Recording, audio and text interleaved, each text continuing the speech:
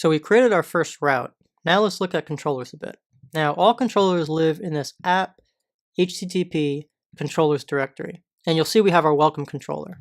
This is the one that shows that welcome screen when you first installed Masonite. We can create new controllers here, but let's get acquainted with the craft command line tool some more.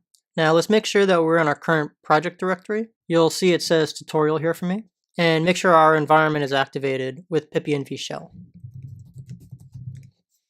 Now if we run craft, we'll notice up here that we have a controller command.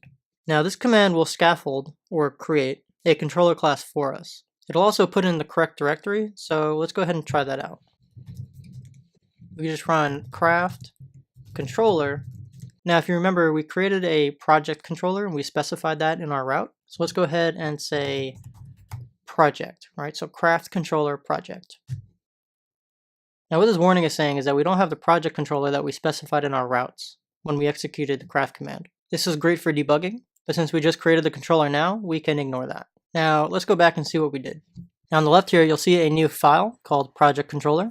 Now you'll see that command created that controller for us, and it even created our show method. If you don't need a show method, you can remove it, but in this case, we'll use it to show our projects. Next, we'll talk a little more about the show method and how we could start returning some responses.